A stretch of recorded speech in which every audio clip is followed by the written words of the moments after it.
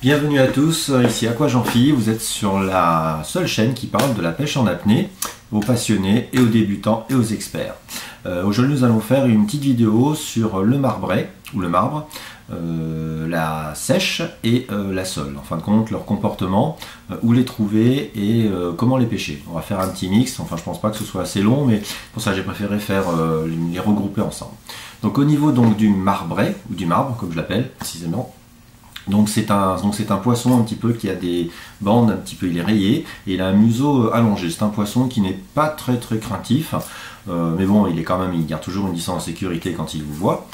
C'est un poisson, donc son comportement, c'est un poisson fouisseur. Donc en fin de compte, vous allez le retrouver principalement dans les zones où il y a du sable, car il se nourrit de petits vers. Comme il a un museau un petit peu allongé, voilà, donc il mange un petit peu ça.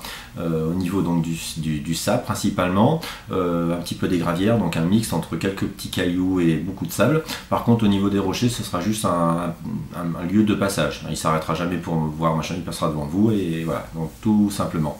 Donc ça c'est son comportement, donc où le trouver, et principalement on peut le trouver donc comme c'est un poisson qui est fouisseur un petit peu, souvent vous le retrouvez avec des rougets, enfin de temps en temps, des bancs de marbre, oui, il y en a, des fois il y en a des 15, 20 spécimens.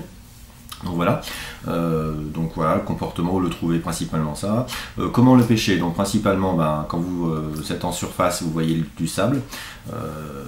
Donc là, en fin de compte, le poisson, deux cas de figure, comme d'habitude. Soit le poisson est en train de manger, donc il est un petit peu comme ça, on va dire à 45 degrés. Donc là, c'est impeccable. Donc vous êtes en surface, vous faites une coulée et vous descendez. Puis avant que le poisson se doute de quelque chose, paf, vous lui décochez une flèche au niveau de la tête et le tour est joué. Soit deuxième cas de figure pour pêcher ces poissons, un peu plus difficile, mais bon, avec de la technique, on y arrive quand même. Vous voyez le poisson un petit peu devant vous et puis vous sentez qu'il va partir. Donc vous faites une coulée. Et puis en fin de compte, vous descendez donc tout au fond de l'eau, en fin de compte, au niveau du sable, et vous longez le sable en direction du poisson. Donc le poisson, dès qu'il va commencer à sentir le danger, il va arrêter de manger, et il va en fin de compte se mettre comme ça, plutôt comme ça, et quand il va commencer à partir, hop, vous essayez de le flécher au niveau, comme d'habitude, de profil. Et là, c'est tout bon. Donc voilà, c'est un poisson assez sympa à pêcher, enfin j'aime bien. Des fois s'il y a des gros spécimens, bon, ne tirez pas les plus petits, et les gros spécimens c'est toujours plus intéressant. Donc ça c'est concernant le marbré, ou le marbre. On va commencer par la sole. Donc je vous explique un petit peu, j'ai commencé à pêcher avec mon papa. C'est lui qui m'a appris un peu tout ce que je sais. Et puis après, en discutant avec des pêcheurs un peu plus confirmés, on apprend toujours beaucoup plus de choses. Il ne faut pas rester comme ça. Donc ce que je voulais vous dire, c'est au niveau de la sole, c'est le poisson le plus facile à pêcher pour les débutants, pour apprendre.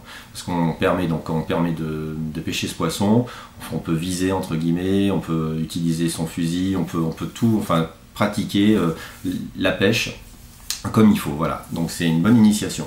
Donc au niveau donc de la sole, donc la sole c'est un poisson donc plat. Il y a différents termes, on peut appeler l'appli, enfin etc. Bon, il y a différents types de poissons, le turbo, enfin etc. Au niveau de la sole, mais voilà, je peux le faire de la sole en Méditerranée. Donc c'est des fois des petites tailles, des fois un peu plus grandes, il y a aussi des limandes comme on appelle ça. Donc voilà, donc au niveau de la sole, principalement, on la trouve donc au niveau donc, du sable. C'est un poisson donc, qui change de couleur, voilà, en fonction du milieu dans lequel elle est. Si c'est un peu du sable un peu foncé, elle aura une couleur un peu foncée, enfin etc. Le sable clair, elle sera un petit peu claire. Donc voilà, donc c'est un poisson qui se cache, donc ça c'est assez sympa. Donc c'est un poisson donc plat qu'on retrouve principalement, donc où le trouver, donc au niveau du sable principalement. Ce comportement, donc c'est un poisson qui n'est pas du tout craintif, hein, comme il a l'impression que personne ne le voit et qu'il est bien camouflé. Par contre c'est un poisson qui ne bouge pas. Quand il est au niveau du sol, il va pas partir comme ça, il va plutôt se camoufler ou voilà, donc rester comme ça. Donc vous aurez plus qu'à le flécher.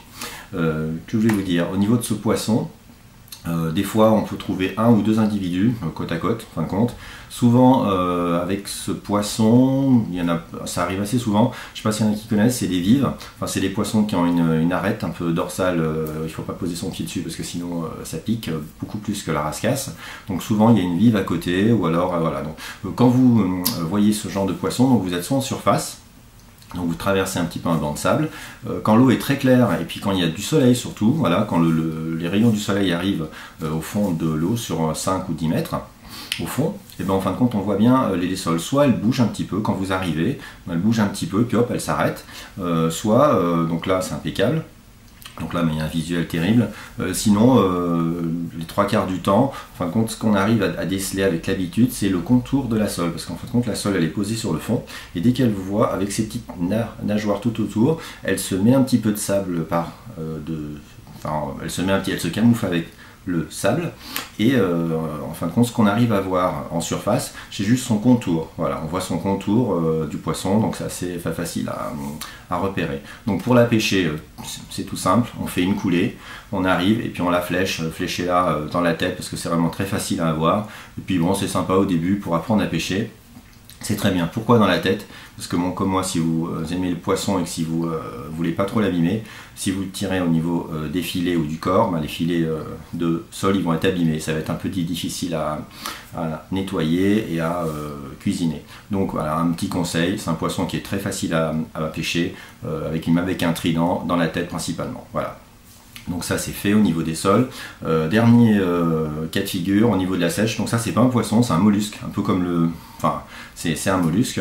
Donc ça, ce que je voulais dire, son comportement, c'est pas du tout craintif, hein. C'est vraiment c'est super sympa à regarder dans l'eau. Donc on peut le trouver principalement soit au niveau des digues, soit dans le sable.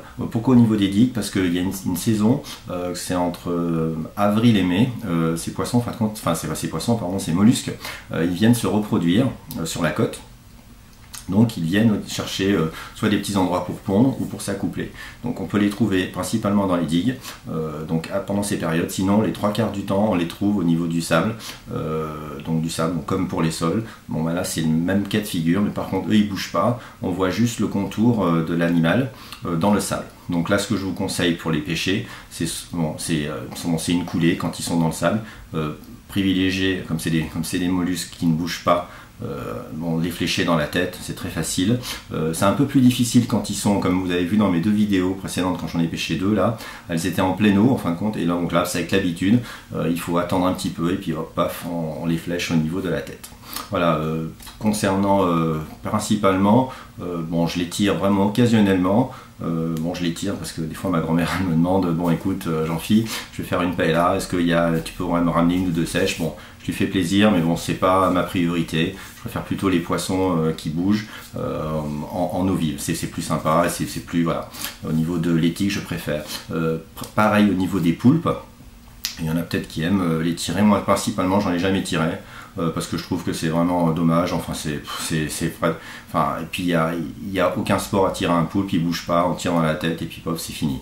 Certains pays, comme les pays latins, comme l'Espagne, l'Italie, où j'ai pêché, la Crète aussi, sont très friands de ce genre, des poulpes, donc bon, ils les tirent, ils sont super contents de les pêcher. Bon voilà, chacun ses mœurs, chacun ses coutumes, il faut les respecter.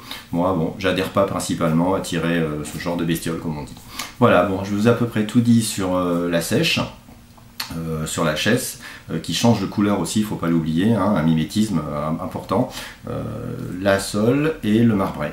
Voilà, mais écoutez, j'ai fait le tour à peu près des différents types de poissons que vous risquez de rencontrer en Méditerranée pour les pêcher. Voilà, les différentes techniques, je vous les ai données un petit peu, peut-être un petit peu vite, c'est peut-être un petit peu brouillon, mais ça vous donne au moins les rudiments et les bases pour pouvoir pêcher un petit peu tranquillement. N'hésitez pas, comme d'habitude, à me poser des questions si vous en avez, à aborder, à me demander, si je peux, si vous avez des petites choses importantes qu'il faut que je développe, vous me le faites parvenir soit par mail, soit comme d'habitude. Et puis enfin, je vous remercie de suivre cette chaîne. N'hésitez pas à faire passer le lien à vos amis, c'est toujours sympa de découvrir, même si je suis pas parfait, etc., etc. Et puis voilà, si vous avez l'occasion, abonnez-vous, ça me fait plaisir. Merci à vous, et puis à quoi Jean-Phi vous dit à très bientôt, et bonne pêche à vous, et surtout, faites attention.